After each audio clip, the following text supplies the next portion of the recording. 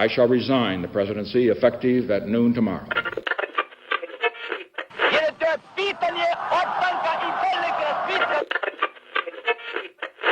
Sejam todas, todos e todes muito bem-vindos a mais um episódio do podcast Mundo de História. E no episódio dessa semana vou falar com vocês um pouquinho sobre a Guerra Civil Líbia. Eu pretendo aqui abordar a origem do conflito, como foi o conflito e as suas consequências, incluindo o fim da ditadura de Muammar Gaddafi. Aproveito para deixar aqui a recomendação que escutem o episódio que eu fiz recentemente sobre a ascensão de Gaddafi ao poder, já que um episódio complementa o outro. E aproveito para deixar aqui o meu agradecimento à querida Tatá por financiar o podcast. E lembrando que você que escuta pode fazer o mesmo lá no nosso Apoia-se. O link está no nosso Instagram, @mundinho de história. Mas sem mais delongas, vamos passar para o nosso episódio.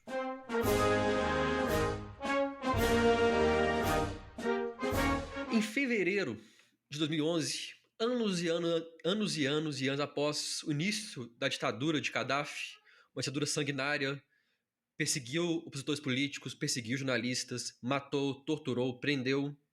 E em fevereiro de 2011, protestos pacíficos iniciaram em Benghazi, uma importante cidade da Líbia, a segunda maior cidade do país, e foram protestos incentivados pela prisão de Fethi Tarbel, que advogava por direitos humanos, e exigiam a liberdade de prisioneiros políticos e até mesmo a renúncia de Gaddafi. A polícia usou da força não letal, mas ainda uma força repressiva, para reprimir, acabar com a manifestação. Porém, não foi suficiente. O movimento, ou a sua chama, chegou em Trípoli, a capital do país. E lá a situação foi diferente. Em Trípoli, a população tomou as ruas e foi recebida por tropas do governo e por grupos mercenários contratados por Gaddafi que abriram fogo com munições de verdade contra a população. Sim, as forças repressivas de Gaddafi usaram munição real, armas de fogo em si, rifles, pistolas, até mesmo tanques para reprimir a manifestação. Junto a isso, internet e telefone foram cortados para dificultar as comunicações. O país se tornou cada vez mais um barril de pólvora.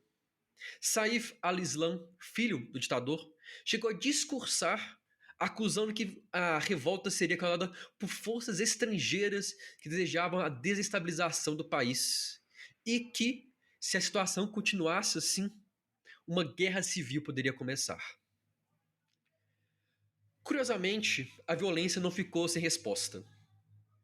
Membros da elite do governo, ministros da justiça, até mesmo diplomatas, renunciaram aos seus cargos em resposta ou em protesto contra a violência, contra o regime. Gaddafi negava o uso da força, mas dizia que usaria dela para permanecer do poder se fosse necessário. Nesse momento, a situação piora, porque a população passou a atacar depósitos de armas do governo, roubar as armas para se armar e se juntava ainda com militares desertores. As forças armadas não eram mais 100% leais ao governo, leais a Gaddafi. Agora já tinham pessoas que estavam abandonando o barco. E não apenas abandonando o barco, mas também se juntando à oposição. Uma rebelião armada estava formada e a guerra civil teria início. Rapidamente, parte do país caíram perante as tropas rebeldes. Campos de petróleo, que para quem não sabe, ou para quem não se lembra, a Líbia é um país riquíssimo em petróleo. Esses campos foram duramente disputados, acabando ficando sob o domínio do governo, e a capital continuava sob o domínio de Gaddafi, dos militares e de tropas paramilitares. Mas, interna e externamente, Gaddafi perdia apoio. Internamente, a violência prejudicava sua imagem e o apoio das Forças Armadas. Externamente, a comunidade internacional condenava a violência. Num momento, em um contexto onde uma guerra civil está se iniciando e manifestações pacíficas são alvos de repressão violenta, a comunidade internacional se viu obrigada a dar uma resposta. O Conselho de Segurança da ONU, CSNU, aprovou sanções contra o regime, o embargo de armas foi autorizado, bens ativos da família Gaddafi do exterior, ativos não ficavam na Líbia e sim em outros países, foram congelados. Estima-se que os Estados Unidos congelou cerca de 30 bilhões de dólares em ativos da família Gaddafi. E junto com isso, a própria União Europeia, os seus países membros, também impuseram mais sanções à Líbia. Gaddafi, percebendo a posição frágil que estava, chegou a convidar a imprensa, jornalistas estrangeiros, para a capital, onde discursou para eles, deu uma entrevista acusando a Al-Qaeda, o grupo terrorista, de estar por trás da revolta. Mas isso não foi suficiente. A comunidade internacional continuava contra o Gaddafi. Nesse contexto, acontece uma mudança interessante. Diversos grupos rebeldes lutavam contra Gaddafi. E nesse contexto, eles se unem para criar o Conselho Nacional de Transição, que atuaria como líder militar e político da oposição na luta contra o Gaddafi e na busca, na luta por uma democracia na Líbia. De imediato, apenas um país reconheceu o Conselho como governo legítimo da Líbia, que foi a França. Ao mesmo tempo que milhares de pessoas pegavam em armas para lutar contra o Gaddafi, outras muito milhares fugiam, primeiramente para o Egito e para a Tunísia, causando uma crise humanitária. As pessoas não tinham acesso a comida, a combustível, a suplementos médicos, por isso, uma crise humanitária. Seria necessário uma intervenção, necessário que os países se juntassem para ajudar as pessoas que fugiam não apenas de uma ditadura, mas de um conflito civil.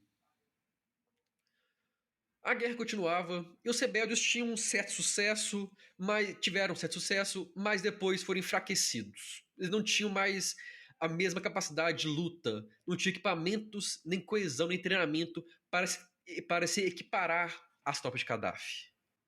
No cenário exterior, a comunidade internacional debatia a possível intervenção do país. A Liga Árabe e o CSNU apoiava a ideia de uma zona de exclusão aérea no país, ou seja, proibir qualquer avião, qualquer aeronave de sobrevoar aquela região. A União Africana, por sua vez, se opôs a qualquer intervenção externa militar no país, defendendo que os lados deveriam conversar, deveriam negociar para uma saída pacífica do conflito. Nesse contexto de uma indecisão da comunidade internacional, em 17 de março, Benghazi, o centro de comando da oposição, foi atacado e invadido ou reconquistado, dependendo do ponto de vista, pelas tropas do Gaddafi. Essa foi a gota d'água. No mesmo dia, o Conselho de Segurança da ONU, com 10 votos dos 15 membros, sendo Rússia, China, Alemanha, Índia e Brasil os países que se abstiveram, aprovou não apenas a criação de uma zona de exclusão aérea na Líbia, mas também uma ação militar contra o país, algo que está previsto na Carta da ONU com o intuito de proteger civis da Líbia e estrangeiros. Olha só curioso, no momento que os rebeldes estão no seu ponto mais fraco, as potências, o CSNU, a comunidade internacional resolve intervir. Claramente, a maior parte da comunidade já tinha um lado, mas não queria intervir em si, queria esperar o momento para intervir. No momento que o CSNU aprovou a intervenção, Gaddafi declarou um cessar-fogo. Ele sabia que a situação iria piorar. 2 dias depois, 19 de março, os ataques com mísseis de cruzeiro e caças americanos e europeus começaram. Nesse momento, a guerra civil muda de rumo. O governo que antes estava avançando passa a ser atacado e enfraquecido, levando as forças rebeldes a crescerem para cima, se fortalecerem. Para você ter uma noção, os ataques foram tão fortes que a Força Aérea Líbia ficou inoperante de tanto que perdeu bases, suprimentos e caças.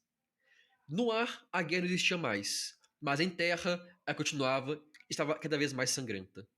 Dias depois, a OTAN, a Organização do Tratado Atlântico Norte, a aliança militar liderada pelos Estados Unidos, assumiu o comando da intervenção na Líbia, sendo os países responsáveis por essa os Estados Unidos, o Reino Unido e a França. No momento surgiram algumas críticas, ou ganharam mais voz, críticas à intervenção por acharem que as potências estavam indo além do permitido pelo CSNU. Estavam usando um poder de fogo, poder de destruição muito maior do que a situação pedia ou do que eles podiam fazer. Mas o fato é que as críticas foram ignoradas e a briga continuou. No dia 30 de março, o ministro do exterior, Moussa Koussa, renunciou ao seu cargo e fugiu, demonstrando que o regime está cada vez mais fraco, apesar de que o Gaddafi continuava resistindo, suas tropas continuavam resistindo, e Gaddafi ficou até mesmo se mostrar favorável ao acordo de paz mediado pela União Africana, mas que não foi aceito pelos rebeldes. Na tentativa de melhorar a chance dos rebeldes, conselheiros militares europeus foram enviados para treinar tropas. Em nenhum momento eles iriam intervir, participar ativamente do conflito, mas nada impedia eles de ensinar doutrinas de combate, ajudar no treinamento, de fortalecer as tropas rebeldes. E, obviamente, os ataques aéreos continuavam. Vale inclusive ressaltar que um dos filhos do ditador chegou a ser morto por um dos ataques. Em agosto de 2011, os rebeldes finalmente voltaram a ter sucesso. As maiores refinarias de petróleo do país foram condominadas. E em 22 de agosto, parte de Trípoli já estava sob o comando dos rebeldes. Dias depois, no começo de setembro, a capital estava oficialmente sob o comando do Conselho Nacional de Transição. Gaddafi se encontrava na cidade, não tinha mais tanto poder sobre o país, estava escondido. Ainda fazia discursos, ameaça, mas na prática já tinha perdido muito poder. Em 15 de setembro, a ONU se reuniu e reconheceu oficialmente por 114 votos o Conselho Nacional de Transição como representante legítimo do povo líbio. Não era mais Gaddafi, e sim agora o CNT responsável por representar a população, os interesses e a Líbia em si. A título de curiosidade, para quem quiser saber, quem votou contra o reconhecimento foi Angola, Bolívia, Cuba, República Democrática do Congo, Equador, Guiné Equatorial, Suazilândia, Lesoto, Malawi, Namíbia, Nicarágua, Tanzânia, Venezuela, Namíbia e Zimbábue. No total, 17 países votaram contra, nós tivemos algumas abstenções. 5 dias depois, em 20 de setembro, Gaddafi foi finalmente encontrado, estava escondido em uma espécie de túnel de esgoto. Ele foi encontrado pela população e, ao que tudo indica, ele foi linchado publicamente, espancado até a morte, chegando. E assim, em setembro, o seu reinado, o seu comando, sua ditadura oficialmente chegou ao fim. O conselho assumiu o comando do país, mas nem tudo estava resolvido.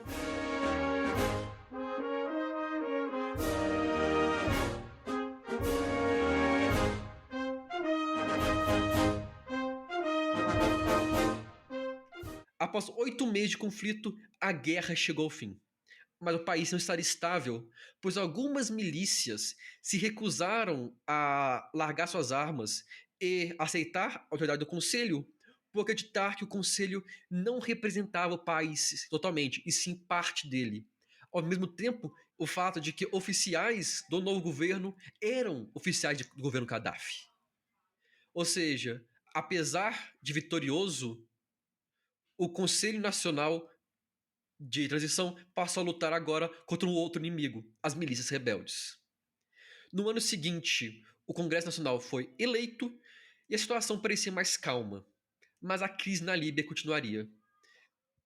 Em 2014, o mandato do Congresso acabou, mas uma nova eleição não foi chamada de imediato, o que gerou grandes protestos, e o novo governo foi declarado pela Suprema Corte ilegal, levando à renúncia do primeiro-ministro. Uma nova eleição é então convocada, mas essa ocorre com uma baixíssima participação popular. A situação vai se deteriorando cada vez mais, a ponto de que funcionários da ONU e autoridades diplomáticas de diversos países saíram da Líbia com medo da violência. E algum tempo depois, os combates se iniciam. Em 2014, apenas 3 anos após a Primeira Guerra Civil, o país é novamente lançado em um novo conflito civil pelo poder. Esse conflito Durou 6 anos e foi travado entre o Exército Nacional Líbio, apoiado pelas potências, como Estados Unidos, Rússia e França, contra o governo da Corte Nacional, que era basicamente a parte de Trípoli, que comandava inclusive parte das refinarias do país, e tinha apoio da Turquia e dos rebeldes sírios, que também lutavam além entre si contra o terceiro inimigo, o Daesh, o auto-intitulado Estado Islâmico, um grupo terrorista radical islâmico responsável por diversos atentados terroristas. Ou seja, por mais 6 anos, a Líbia teria que enfrentar uma custosa e sanguinária guerra civil, que eu pretendo falar mais sobre no futuro. Uma reflexão deve ser feita com esse episódio de hoje. A Líbia foi vítima de um conflito armado interno e foi, legalmente, pela minha teoria, alvo de uma intervenção militar para proteger os civis. Mas será que uma votação no CSNU legitima realmente uma intervenção? E será que a intervenção gerou bons frutos para o país? É inegável que os ataques comandados pela OTAN foram essenciais para a derrota de Gaddafi. Mas qual foi o custo? A Líbia continua, mesmo com o fim da Segunda Guerra Civil, como um país dividido por conflitos entre milícias. Até que ponto a intervenção de potências em países em desenvolvimento deve ocorrer? Até que ponto eles têm o direito de fazer isso? Será que não está na hora de nós revermos a forma que o CSNU pode intervir? E mais do que isso, qual o limite da força que uma intervenção pelo CSNU pode usar?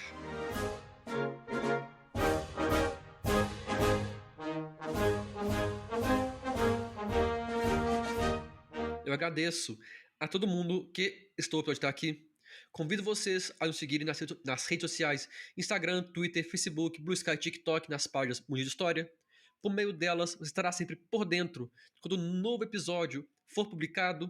No nosso Instagram, você encontra ainda, como eu disse mais cedo, o link para o nosso Apoia-se. Caso você tenha interesse e condições, financiar o nosso podcast com valor mensal, que ajuda a manter o projeto no ar. Mas você pode nos ajudar e muito compartilhando esse e outros episódios, os amigos, familiares, colegas, parentes, qualquer um que você acha para gostar desse e de outros temas e de entender um pouquinho mais sobre história. No mais, espero que tenham gostado do episódio, espero que consiga fazer a reflexão que eu propus e vejo todos vocês na próxima semana. Um grande abraço e até lá.